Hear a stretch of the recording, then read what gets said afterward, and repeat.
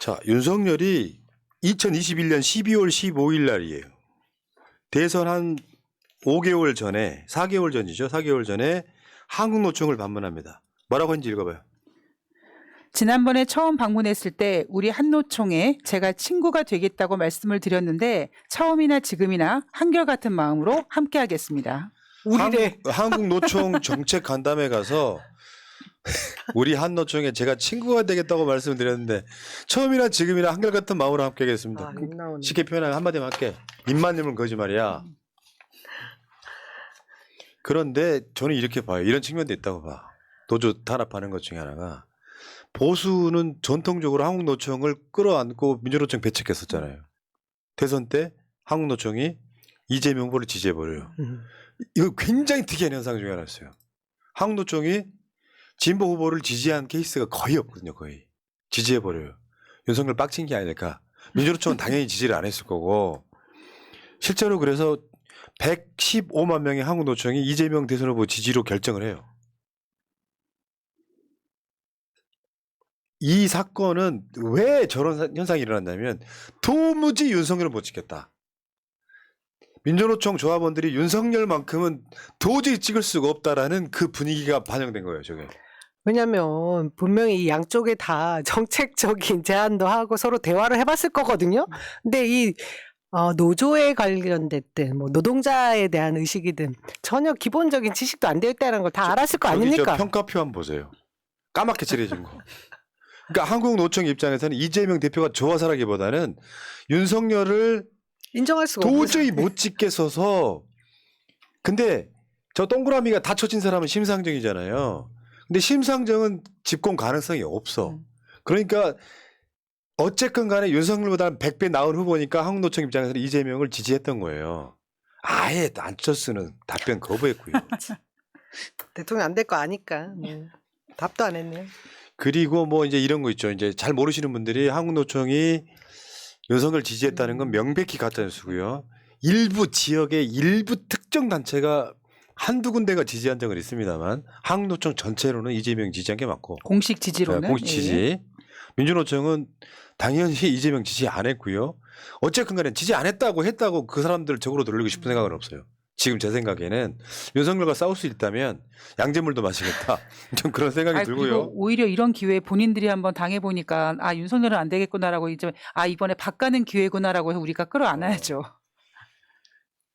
근데 한국노총이 7년 만에 사회적 대화 중단 선언했다는 건 엄청난 사건입니다. 경사노위, 경제사회노동위원회. 우리가 있잖아요. 국가적 아젠다에 있어서 예를 들면 윤석열 정권의 교육부 그러면 윤석열의 국정 철학이 녹아드는 거잖아요. 그런데 윤석열 국정 철학이 잘못돼 있을 수 있어. 그래서 사회적 대타협 기구라는 걸 몇 개를 만들어요. 교육도 정권을 떠나서 한국 사회를 어떻게 바꿔보자 하면 국가교육위원회가 만들어지죠. 지금 그거 유명무실화 돼 있어요. 회의가 안 열려요. 아젠다 자체가 없으니까요. 지금 경사노위도 위원장을 김문수 임명하면서 완전히 멈춰 있는데 민주노총은 아예 여기 들어와봐야 얻을 게 없다고 생각해서 문재인 정부 때부터 이미 안 들어오고 있었고 노조 대표로는 한국노총이 들어와 있었는데 7년 5개월 만에 탈퇴해버리는 거예요. 더 이상 너희들이랑 뭐 안 해. 근데 윤석열은 좋아할 것 같아. 보통 이렇게 되면 정부의 타격을 심하게 받아요. 예를 들면 이런 거잖아. 최저임금 어떻게 하고 뭐 노동시간 어떻게 하고 이런 것들을 여기서 타협을 해갖고 도출된 게 민주주의 결과물이잖아요. 이게 지금 움직이지를 못하고 있는 거예요. 근데 한국노총만이라도 있으면 민주노총 안 들어와도 윤석열 정권이 뭔가를 할 수 있는데 한국노총이 경사노위에서 빠지면 경사노위 자체가 성립이 안 되는 거예요. 그냥 경로당이 되는 거지. 저는 이번에 그 한노총이 대화 중단 선언을 한 게 사실은 참 많이 참았다고 생각을 합니다. 그 이제 뭐 그렇게 결정을 내리게 된 계기는 사실 얼마 전에 광양에서 한노총 금융노련 사무처장의 그 곤봉 뭐 이렇게 경찰의 과잉 진압 때문에 이 일이 벌어지긴 했는데 사실 경산호 위원장은 노동계와 중재하는 역할, 대화 타협을 만들어내는 역할인데 뭐라고 했었어요. 김문수가 뭐 노조들의 뭐 머리도 세탁을 해야 된다는 발언도 했었고요. 지금 그 장관의 자리에 있는 이 환노총 출신의 장관도 계속해서 노조 뭐 금융회계 장부 속지까지 내놔라 이런 식으로 계속 탄압을 했잖아요. 진지하게 저는 대화 중단 선언 했어야 된다고 봅니다. 그러니까 이 흐름은 지금 저 한국노총 금속노련 김준영 사무처장에 대한 저 폭행이요. 문재인 정부 때 볼 수 없었던 거거든요. 그 노무현 대통령 때 농민 시위 뭐 하면서 농민이 돌아가신 사건이 있었어요. 대통령이 직접 사과했거든요. 저거는 뭐냐면은 한 7, 8m 되는 막루에 올라가서 시위하던 사람을 경찰이 크레인 동원해가지고 들어오니까 저분 지금 구속됐거든요. 못 들어오게 한다고 이제 막 저 방어하는 과정에서 경찰이 과잉 진압한 거죠. 그냥 내려오라고 해도 되는데 특징이 걸려 있는 측면도 있고. 근데 조선일보가 지금 MBC가 지금 공방 붙었잖아요. 붙었죠. MBC가 악마의 편집을 했다고. 그거 무슨 뭐 낙같이 생긴 거, 그 현수막 자를 때 쓰는 거 계속 이게 팰 생각이 있었던 게 아니라 이분도 경찰이 들어오니까 경찰을 패는 게 아니에요. 경찰이 타고 온 크레인에 이게 손잡이 있잖아요. 여기를 패면서 들어오지 말라고 그러니까 하는 오지 말라고 거거든요. 경계하는 거였죠. 그때 방어하는 들어와가지고 거죠. 완전 깨 부셔버리잖아요 지금. 저 개인적으로 저분이 원래도 굉장히 온건하고 합리적인 분이라고 늘 얘기하더라고요. 그래서 굉장히 저 다친 부분을 보면서 같이 일하시는 분들이 저분은 그런 강경한 뭐 그런 대치를 하시는 스타일의 분도 아닌데 진짜 심했다 뭐 이런 얘기들 많이 하더라고요.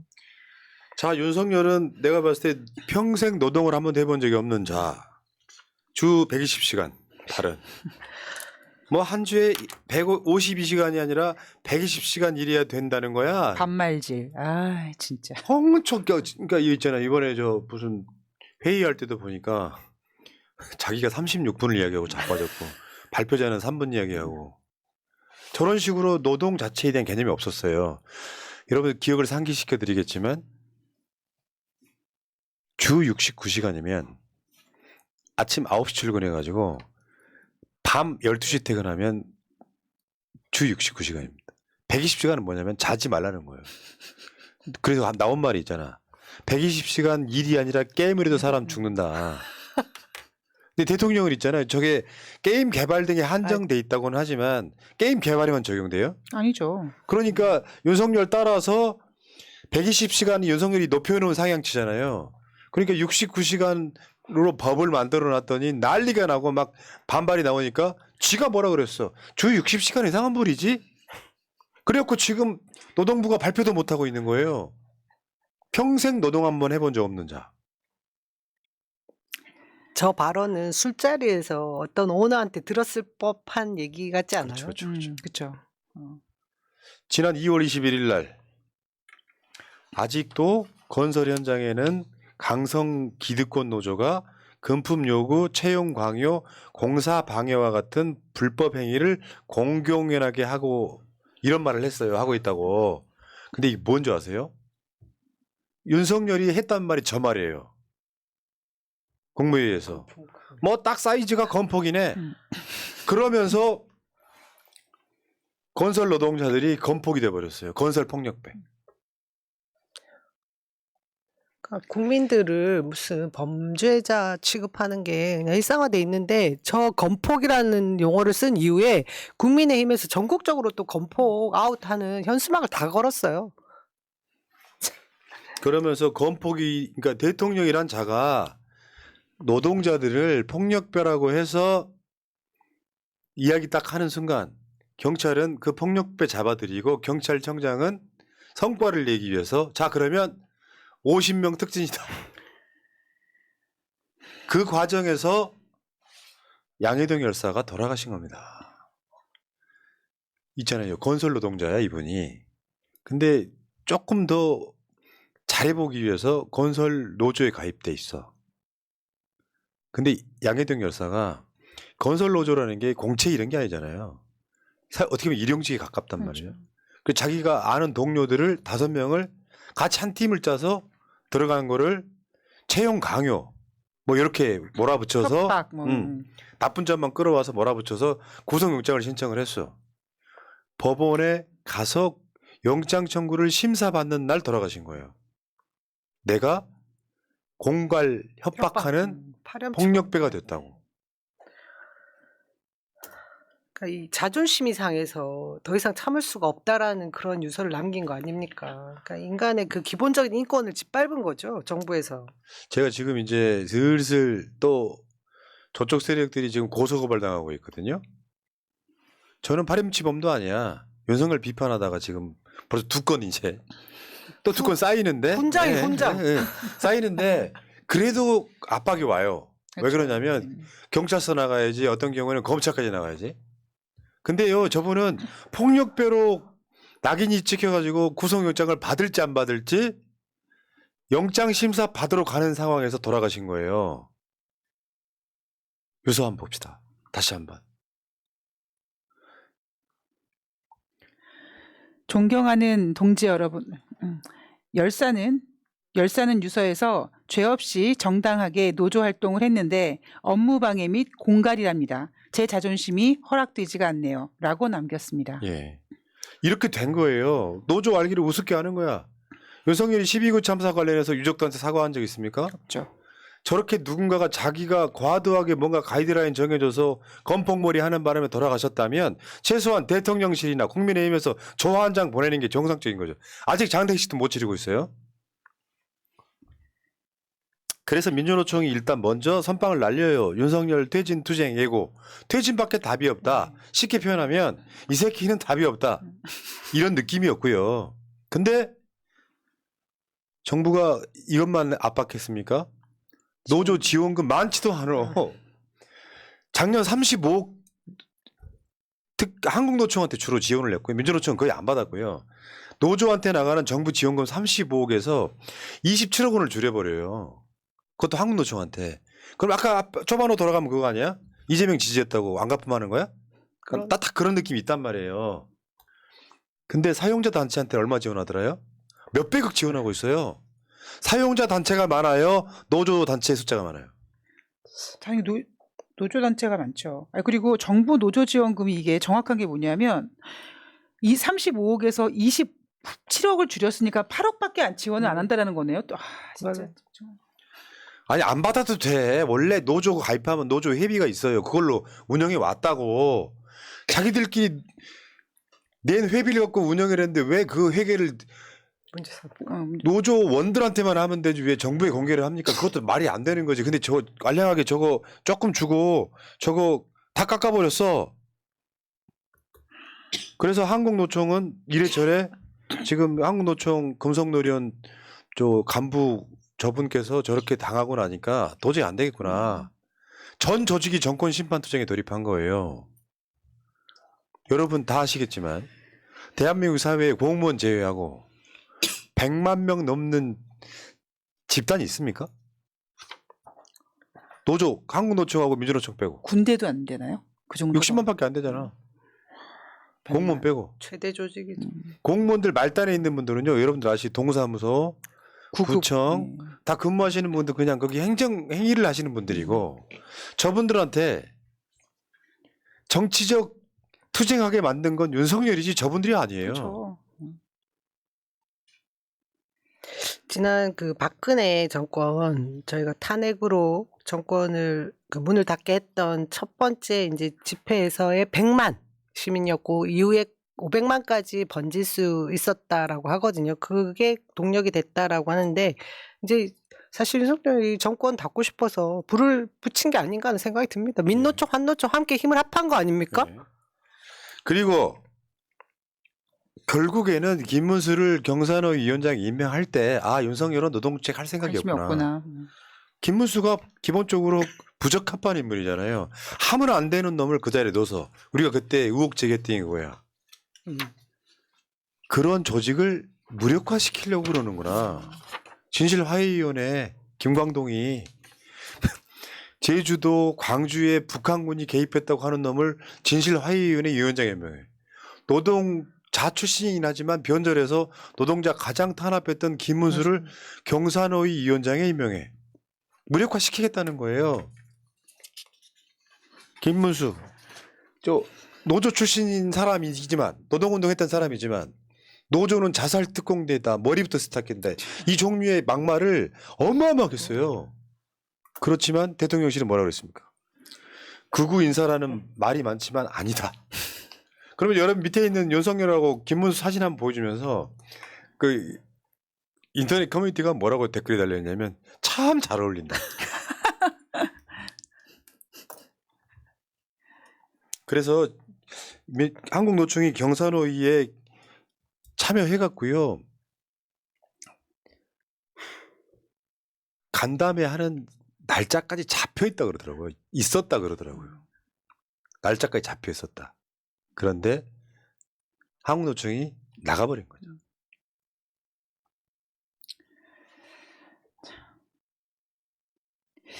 저는 그런 생각이 들더라고요. 다른 부분을 다 떠나서 그러니까 대통령이라는 그러니까 직업이라고 저는 표현을 하겠습니다. 대통령이라는 직업을 갖고 있는 사람이면 대한민국 국민들 모든 사람의 대통령이 돼야 되는 게 맞는 건데 왜 윤석열이라는 작자는 모든 사람의 대통령이 아니라 딱 선을 그어놓고 자기한테 좋은 얘기하는 사람, 자기한테 금전적으로 이득이 되는 사람, 자기 장모님, 자기 처한테 도움이 되는 작자들한테는 대통령인 것처럼 하고 그 이외의 어떤 그 국민들은요 정말 남보다도 못한 다른 나라 국민들만도 못한 대접이라고 해야 되나요? 뭐라고 해야 되나요? 또 그런 짓을 하고 있는 게 애초에 너무 이해가 안 갑니다. 정치 철학이든 뭐 이런 것이 전혀 없는 사람이 아니, 잘못 앉은 거예요 자리를. 그러니까 근데? 저는 이해가 안 가는 게 정치 철학이 없더라도 내가 대한민국 국민이고 내가 대한민국 국민으로서 대통령이 됐다면 없던 철학도 생겨야 되는 자리가 대통령이라는 자리라고 생각이 드는데 검사 DNA를 가지고 있어서 절대 네. 그 시야가 바뀌지 않을 것 같고요. 저 아까도 설명드렸지만 지금 민노총 한노총 합하니까 거의 300만 명이네요. 노조가 다 합하면 이제 200만 명 우리가 채우면 뭐 네. 되지 않을까요? 그러니까 300만 명이 어떻게 육박하게 되냐면 그래프 한번 보여주세요. 저게 2년 전 자료예요. 2년 자료. 노조 조합원 수 조직률 추이. 민주노총, 한국노총 합쳤더니 그 당시 280만 정도 됐습니다. 물론 저분들이 다 현장에 나올 수 있는 분들은 그건 아닐 아니죠. 거예요. 예. 근데 나라를 세울 정도로 전면 파업을 하면 나올 수도 있겠지만 문제는 그걸 바라는 게 아니라 제가 그런 얘기 하나 드릴게요. 지금 최근에 간호법 관련해 가지고 현장에서 의사들이 간호사분들한테 불법을 지시한대요. 그래서 불법이 적발된 것만 한 15,000건 됩니다. 단기간. 그러면 안 하겠다고 거부를 하죠. 내 업무가 아니니까 나가라고 한대요. 그 건들을 간호협회에서 다 고발하겠다는 거거든요. 이게 무슨 얘기를 하고 싶은 거냐면 내 생존권을 끊으려고 그러면 안 되는 거예요. 솔직히 말씀드리면 이런 거 있거든. 아주 쉽게 예를 들어드릴게. 유튜브 하는 사람들도 같은 진영인데 서로 고소고발하고 난리 나잖아. 왜 서로 싸우는지 아세요? 결국에는 밥그릇이에요. 내가 먹고 사는 짐에 저 사람을 끊어버리려고 하니까 반발하면서 같이 싸우는 거야. 서로 약점 캐고. 저는 보수도 마찬가지라고 생각해요. 보수에 있는 사람들도 최소한 그 사람 밥그릇 끊으려고 하면 안 돼. 왜냐하면 그 사람이 살아는 있어야 되잖아요. 근데 지금 노조 같은 경우는 뭐예요? 진짜 밥그릇이 걸려 있거든. 나쁜 의미 아니에요. 생존권이 걸려 있다고. 예. 근데 저런 사람들한테 극렬하게 뭔가 악을 심어 놓으면 저 금속노련 저 간부 같은 저런 모습은 상징적 장면이에요. 대한민국 사회가 저렇게 탄압을 하면 무서워하고 들어가냐고요. 대한민국 사회가 역사라는 건 그런 거지. 1987년 우리가 민주화를 끌어냈던 이후에는 대통령도 끌어내렸던 사람들인데 알량한 경찰들 동원해가지고 진압하면 사람들이 숨냐고요. 더 빡치는 거지. 그러면 대가리가 있으면은 한국노총이라도 품어 안으면서 갈라치기라도 가야 되는데 이건 뭐 대선 때 한국노총이 이재명 지지했으니까 이 새끼들 또 적이야. 이런 방식으로 가는 것 같더라 이런 얘기지. 겁이 없어요. 진짜 겁이 없어요. 모든 권력을 자신의 손 안에 다 가지고 있다라는 생각을 하고 있는데 진짜 무서운 권력은 국민들에게 있지 않습니까? 그리고 지금 이 노조가 왜 화가 났어요? 사실 우리 그 막말로 우리가 돈이 없지 가오가 없나 이 말 하지 않습니까? 이 국민에 대한 예의를 전혀 지키지 않는 그리고 완전히 모두 다 혐오의 대상으로 만들어 버렸거든요. 이 정권의 그 수장이라는 대통령부터 높은 자리에 있다라는 이 노동 정책을 만들어야 된다는 인간들이 노동자를 다 마치 혐오의 대상으로 만들어 버렸기 때문에 이제 대결밖에 없는 거죠. 네. 자 여기까지 1부 마치겠습니다. 아우 한숨만 나오는데 여러분 힘들래요. 원래 새벽이 깊을수록 그다음 뭐야? 아침이 다가올수록 그렇지. 새벽이 깊어지는 거죠. 댓글로 써보라 그러려고 네. 자 여기까지 이야기하겠습니다. 자 그리고요 이제 또 이런 분들이 있어. 내가 노조를 혐오한다고 생각하는 사람은 이미 사회 가스라이팅 된 거예요. 여러분들 노조 일부 극한 아주 소수의 것을 가지고 와서 노조를 혐오하면은 그런 기준이면 왜 검사는 혐오 안 합니까? 그렇죠. 그런 기준이면 왜 윤석열 정권은 혐오 안 합니까? 똑같아요. 여러분들은 약자에 강하신 분들인 거야. 노조라는 게 태생적으로 내가 생존하기 위해서 강자들과 싸우기 위해서 연대하는 거잖아요. 서로가. 그 개념 없는 분들이 찢어지게 가난하면서 윤석열 편들면서 노조를 때려. 알고 봤더니 내 자식 새끼를 때리는 거랑 똑같은 짓 하지 마십시오. 1부 마치겠습니다.